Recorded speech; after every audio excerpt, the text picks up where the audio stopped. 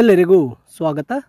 9th standard second language English student activity book key solutions ಕಲಿಕಾ ಬಲವರ್ಧನೆ.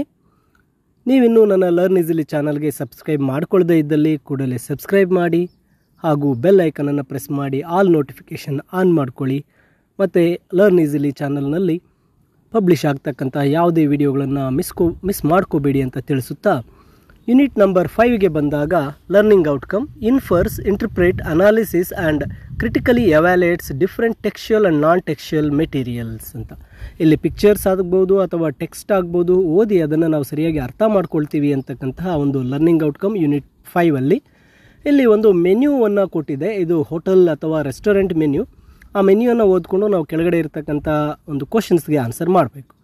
Where do you find menu cards in hotels and in restaurants? What information do you get from this card? I get rates of all available materials and what are the available items they are providing. Then if you have 100 rupees, what would you like to order from the above menu? I will order vanilla milkshake. ನಂತರ activity 5.2ಗೆ ಬಂದಾಗ there are some pictures are given. Based on that picture we have to write about it. ಅಲ್ಲಿ ಕೊಟ್ಟಿರ್ತಕ್ಕಂಥ ಚಿತ್ರಗಳನ್ನು ನೋಡಿ ಅವುಗಳ ಬಗ್ಗೆ ವಾಕ್ಯಗಳನ್ನು ಬರೀಬೇಕು. ಮೊದಲನೇದು ಪ್ಲೀಸ್ ವಿಯರ್ ಫೇಸ್ ಮಾಸ್ಕ್ ಅಂತ ಇದೆ. Wear face mask may it's a dusty area or contagious place to avoid the contagious means ಸಾಂಕ್ರಾಮಿಕವಾಗಿ ಹರಡತಕ್ಕಂಥ ಯಾವುದಾದ್ರು ರೋಗ ಇರಬಹುದು ಅಥವಾ ಅದೊಂದು ಹಾಸ್ಪಿಟಲ್ ಆಗಿರ್ಬೋದು ಅಥವಾ ಒಂದು ಡಸ್ಟಿ ಪ್ಲೇಸ್ ಆಗಿರೋದ್ರಿಂದ ಅಲ್ಲಿ ಫೇಸ್ ಮಾಸ್ಕನ್ನು ವಿಯರ್ ಮಾಡಿ ಅಂತಕ್ಕಂಥ ಪಿಕ್ಚರ್ ಇರುತ್ತೆ. Next danger, it is used on electric poles and some heavy restricted places. ಇಲ್ಲಿ ಯಾರು ಒಂದು ಎಲೆಕ್ಟ್ರಿಕ್ ಅಥವಾ ಅಪಾಯಕಾರಿ ಸ್ಥಳಗಳಲ್ಲಿ ಈ ಡೇಂಜರನ್ನು ಹಾಕಿರ್ತಾರೆ. ಅದಾದ ನಂತರ ಥರ್ಡ್ ಪಿಕ್ಚರ್ಗೆ ಬಂದಾಗ use dustbins for waste material, throw your waste materials. ನೀವು ಒಂದು ಗಾರ್ಬೇಜನ್ನು ಬಿಸಾಕೋದಕ್ಕೆ ಅಥವಾ ವೇಸ್ಟ್ ಮೆಟೀರಿಯಲ್ಸನ್ನು ಬಿಸಾಕೋದಕ್ಕೆ ಡಸ್ಟ್ಬಿನ್ನನ್ನು ಯೂಸ್ ಮಾಡಿ ಅಂತಕ್ಕಂಥದ್ದು. ನಂತರ ಇಲ್ಲಿ ಸಿಂಬಲ್ಸನ್ನು ಕೊಟ್ಟಿದೆ. ಆ ಸಿಂಬಲ್ಸನ್ನು ನಾವು ಇಲ್ಲಿ ಒಂದೊಂದೇ ಸಿಂಬಲನ್ನು ಬರ್ಕೊಳ್ತಾ ಹೋಗಬೇಕು. ವಾಟ್ ಡಸ್ ಇಟ್ ಮೀನ್ ಅಂತಕ್ಕಂಥದ್ದೇ, ವೈ ಈಸ್ ಇಟ್ ಇಂಪಾರ್ಟೆಂಟ್ ಅಂತಕ್ಕಂಥದ್ದು ಕೊಟ್ಟಿದೆ. ಇಲ್ಲಿ ನೋಡಿ ಹಂಪ್ಸ್ ಅ ಹೆಡ್ ಅಂತ ಇದೆ. ಫಸ್ಟ್ ಸಿಂಬಲನ್ನು ನೋಡಿದಾಗ what does it means there is a hump nearby. Important means we can reduce our ಸ್ಪೀಡನ್ನು ರೆಡ್ಯೂಸ್ ಮಾಡ್ಬೋದಾಗಿರುತ್ತೆ. ಆ್ಯಂಡ್ ರೈಟ್ ಟರ್ನ್ ಇದೆ. Turning is there on the road. Important means we can slow down the vehicle and we can turn that side like this. ತುಂಬ ಒಂದು ಸಿಂಬಲ್ಸನ್ನು ಕೊಟ್ಟಿದೆ. ಅಲ್ಲಿ horn ಮೇಲೆ ಒಂದು mark ಇದೆ ಅಥವಾ ಡೋಂಟ್ ಹಾರನ್ ಇದೆ. ನೋ ಪಾರ್ಕಿಂಗ್ ಏರಿಯಾ ಇದೆ. ಈ ರೀತಿ bicycle not used, walking area or car parking area, 1 way 2 way, ಈ ಥರದ್ದೆಲ್ಲ ಇದೆ. ಅವುಗಳ ಇಂಪಾರ್ಟೆನ್ಸನ್ನು ಬರಿತಾ ಹೋಗಬೇಕಾಗತ್ತೆ. ಅದಾದ ನಂತರ read the instructions and draw a suitable traffic symbol ಅಂತ ಕೊಟ್ಟಿದೆ. There is a hospital or school nearby, ಅದಕ್ಕೊಂದು ಸಿಂಬಲನ್ನು ಬರೀತಕ್ಕಂಥದ್ದು. ಬೈಸಿಕಲ್ಸ್ ಆರ್ ನಾಟ್ ಅಲೌಡ್ ಅಂದರೆ ಸೈಕಲ್ ಬರೆದು ಅದರ ಮೇಲೆ ಇಂಟು ಮಾರ್ಕನ್ನು ಹಾಕ್ತಕ್ಕಂಥದ್ದು. You cannot overtake other vehicles, ಬೇರೆ ವೆಹಿಕಲ್ಸನ್ನು ಓವರ್ಟೇಕ್ ಮಾಡಬಾರ್ದು. Parking of vehicles not allowed ಅಂದಾಗ ಪಿ ಅಂತ ಹಾಕಿ ಅದರ ಮೇಲೆ ನಾವು ಕ್ರಾಸ್ ಮಾಡಿದಾಗ ನೋ ಪಾರ್ಕಿಂಗ್, ಈ ರೀತಿ ಒಂದು ಡ್ರಾಯಿಂಗ್ಸನ್ನು ಬರೀತಕ್ಕಂಥದ್ದು. ನೆಕ್ಸ್ಟ್ ಆ್ಯಕ್ಟಿವಿಟಿಗೆ ಬಂದಾಗ ಇಲ್ಲಿ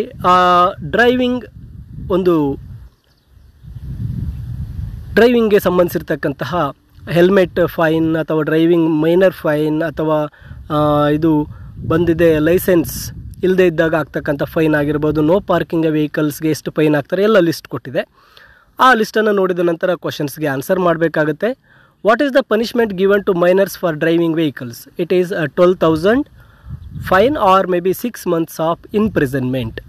how are drunken drivers punished? 500 or after 3 violations license will be cancelled. What is the amount for the fine driving without helmets? 500. What is the amount for the fine driving without license? It is 5,000.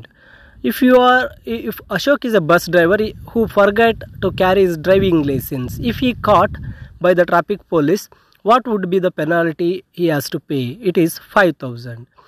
What will happen if you park your vehicles in a non-parking place? I have to pay 400 rupees.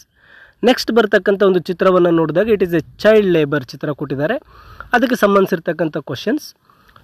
What is the boy doing here? Keeping bricks on girl's head. What would happen if child is used for labour? It is punishable under the law. What message do you get from the poster? Children should not go for labor work. Or who has issued this poster? Maybe government.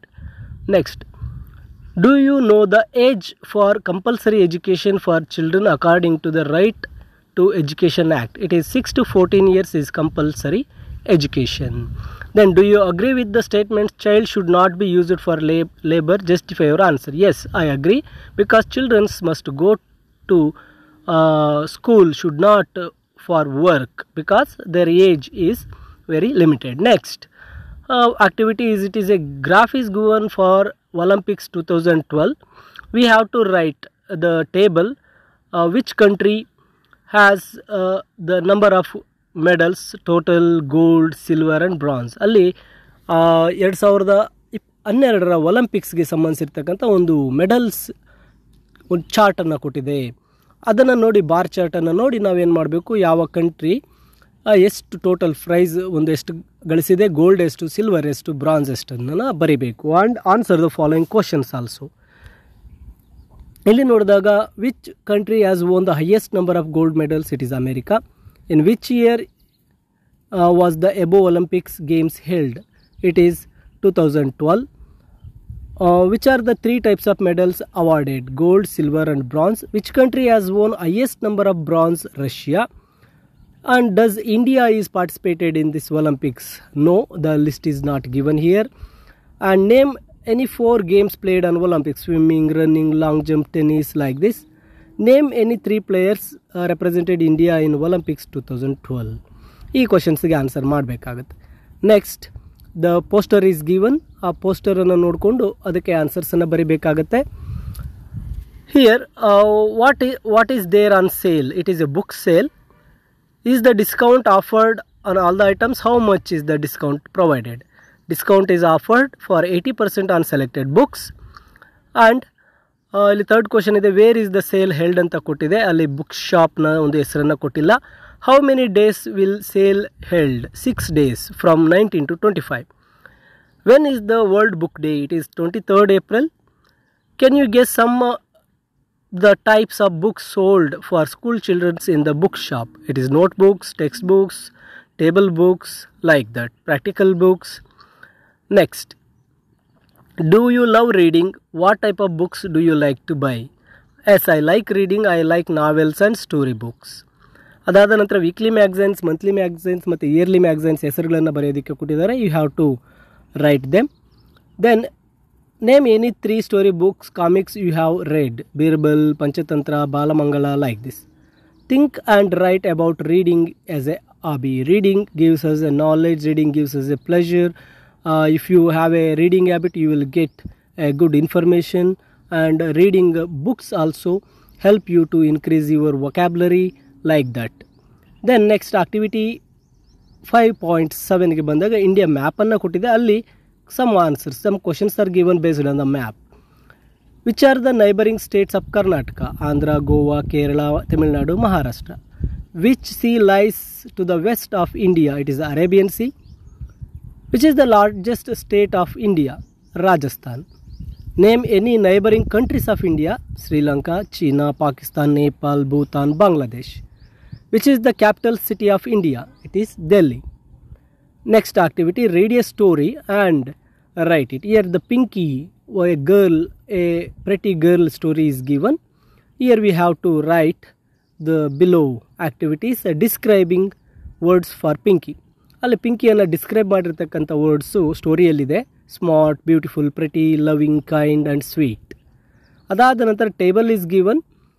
Which are the characters in the story and describing words: father, poor father; mother, loving mother; Pinky, smart and beautiful; grandmother, old.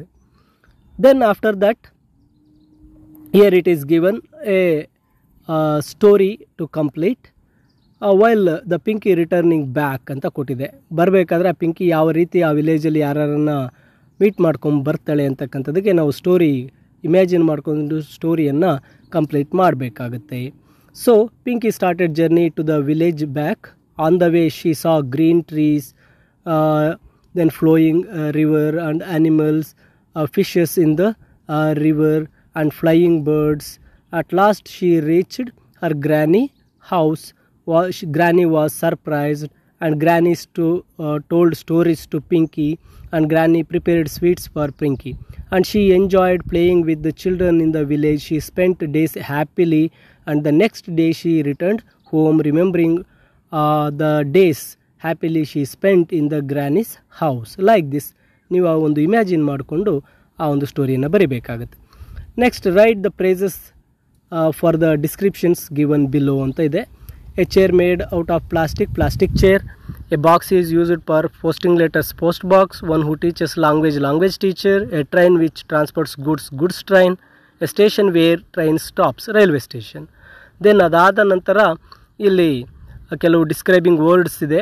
ಆ ವರ್ಡ್ಸನ್ನೆಲ್ಲ ನಾವು identify ಮಾಡಿ ಅವುಗಳನ್ನು ಕೆಳಗೆ ಬರಿಬೇಕಾಗತ್ತೆ.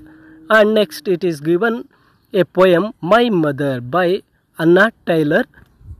V have to read this poem and write the answers for the below questions. List out the rhyming words from the poem ಅಂತ ಇದೆ. Head, bed, cry, high, pray, way, be, me, spare, care, stay, way, ಈ ರೀತಿ rhyming words ಇದೆ. How does the child get strength to face the world by mother? Express in your own words. Here, from his mother, the mother teaches the child that you will get a strength to face the world by praying God and believing in God and believe in yourself ಅಂತ ಹೇಳಿ mother ಅಲ್ಲಿ encourage ಮಾಡಿ ಮಗುಗೆ ತಿಳಿಸ್ತಾರೆ. How does your mother inspire you to face the problems in your life ಅಂತ ಕೊಟ್ಟಿದೆ. You can write by your own. I have given an answer here that be patient and don't run away from the problems. Never give up. Try all possible ways to solve the problems. How do you look after your mother when she grow old and weak? I will take care of her by my strong arms, and I will make sure she will be happy forever.